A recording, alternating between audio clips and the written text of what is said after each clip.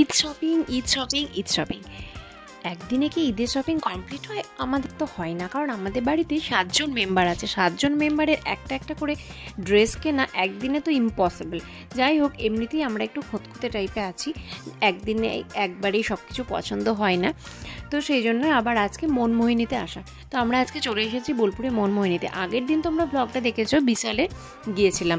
তো বিশালে আমার ছেলেরটা হয়েছিল, মেয়ের বা আদার কারোর হয়নি। তো আজকে মনমোহিনীতে আসা মেয়ের কালেকশানগুলো দেখার জন্য। এমনি মেনলি বাচ্চাদের কালেকশান এখানে খুব ফ্যাশনেবল থাকে, প্রাইসটা অন্যদের থেকে একটু বেশি আর কি, বাট তাও হয়ে যায় আর কি। যাই হোক, আমাদের পছন্দটা মেনলি ছিল যে কেমন কি পছন্দ হচ্ছে, সেটা আগের দিন হয়নি বিশালে।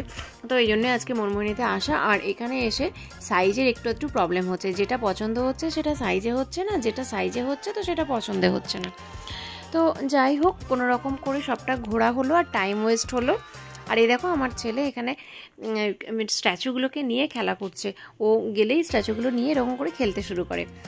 তো আমরা এবার এখানে একটা কিছু কিনে নিয়ে তারপরে আবার আমরা চলে যাই অন্য মলে। তো অন্য মল বলতে এখানে আমি স্টাইল বাজারে চলে আসি। আর আমরা যখন স্টাইল বাজারে ঢুকি মেনলি রাত্রি 9টা বেজে গেছে, তখন মেনলি সবাই বেরিয়ে যাচ্ছে, আমরাই একমাত্র ঢুকছি। তো কি করা যাবে, আমাদের এত টাইমের প্রবলেম, শর্ট টাইমের মধ্যে মানে ইভিনিংয়ে আমাদের সব কিছু কমপ্লিট করতে হয়। তো একদিনে তো আর পসিবল নয় সবারই কেনা। তো সেই কারণেই আজকে চলে এলাম যে আজকে যত রাত্রি হোক না কেন আজকে কমপ্লিট করব, তারপরে বাড়ি যাব। তো আমরা এখানে পেয়ে গেলাম মেয়ের ড্রেসটা। আর মেয়ের ড্রেসগুলো দেখো কি সুন্দর সুন্দর টপগুলো আছে, তাই না? আমাদের আজকে কমপ্লিট হলো। আজকের মতো বললে ভুল হবে, সবগুলোই আজকে মোটামুটি হয়ে গেছিলো।